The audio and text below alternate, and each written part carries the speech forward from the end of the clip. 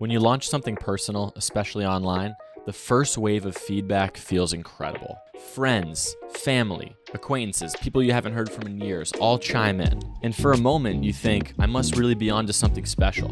But that moment is fragile. It's people that love you saying, good for you. And while that's beautiful, it's not the same as finding your audience. This is where the dip begins, the long, quiet stretch after the honeymoon ends. And in case you're new here, welcome. I'm Dante, and for the past 7 years, I've been running my own video production company. On this channel, I explore the deeper side of entrepreneurship and philosophy, including how to make meaningful work and how to keep going when the initial excitement fades. If you've ever hit that moment where your project stops feeling shiny and new and starts to feel tough, then this one's for you.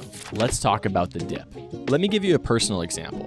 Last year, I launched a podcast called Breakfast with Nana. It was a series of conversations with my 95-year-old Nana.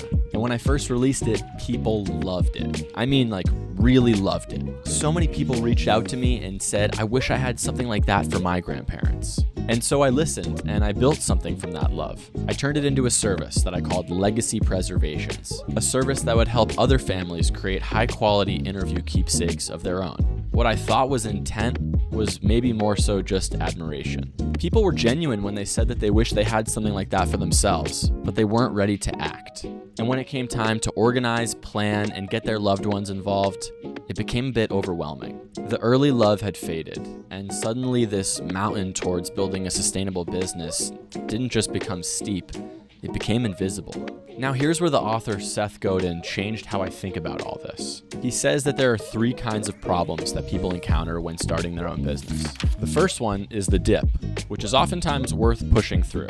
There is treasure at the other side. Second is a cul-de-sac. It's a circle, a dead end. No matter how hard you grind, you won't be able to grow. Third is the cliff, which feels fine now, but will crash inevitably. Think toxic partnerships, bad business models, you name it. So in the case that you're in the dip, how do you know if you should quit? Seth prompts us to ask ourselves this one powerful question. If I knew everything that I know now, would I still start this project today? If the answer is no, and the only reason you're continuing is guilt, pride, or maybe you're stuck in the sunk cost fallacy, it's probably time to quit. But if the answer is still yes, and perhaps you're just tired or maybe even a little scared, then you're probably in the dip. The dip isn't a test of talent, it's more like a test of endurance. It's the quiet stretch where most people give up, not because they weren't good, but because they lacked patience. We normally think of the market as naturally weeding out the weaker options. But oftentimes, you could define the weak options as being the ones who simply don't stick it out. Time is just part of the price of admission. And the winners, they're the ones who stuck around long enough to get really good. James Dyson built over 5,000 failed prototypes before his vacuum actually worked. That's not a metaphor. He literally failed thousands of times. He spent years in debt, alone, still building, because he believed in the dip and what was on the other side. Same with J.K. Rowling.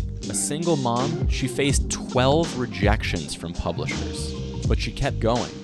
Not because anyone promised her success, but because she wasn't done. They didn't make it because they were the best from the start. They made it because they stayed in the game longer than most people were willing to. And in case you're wondering if I'm still sticking it out with Legacy Preservations, the short answer is no. I asked myself the question, knowing everything that I know now, would I still start this project today? And the answer was no. But I wouldn't have that answer unless I got started in the first place. And even though the business didn't take off like I hoped it would, I still walked away with some incredible wins. I got to preserve some meaningful conversations with my grandparents that will outlive them and me and be available to our descendants for generations to come. I dipped my toes into podcasting and absolutely loved it. I built a full production studio for Legacy Preservations that I now sometimes use for my YouTube channel. One of the videos I filmed in there has over 150,000 views. And most importantly, by quitting, I freed myself up to pursue exactly what I'm doing right now. This channel, the corresponding Substack newsletter, a new chapter of my life. Sometimes quitting isn't giving up, it's making space for whatever's next. I didn't have language for any of this before I read The Dip by Seth Godin. It's a tiny book, and yet it completely rewired the way that I think about quitting, sticking, and committing to something. It's about quitting smarter and sticking to the right things with your full heart. Because sometimes quitting is actually wisdom, and sometimes sticking is bravery. The art is in knowing which is which. And if this resonates, go read The Dip. It's like 80 pages. It won't give you all the answers, but it will give you the right questions, and I think that's way more important. And if you're in the middle of the dip right now and feel like you're being pulled in a dozen different directions, there's one system that's helped me more than anything. It's called the Not Now list, and it's changed the way I handle distractions and ideas that pull me away from my goal. You can watch that video right here.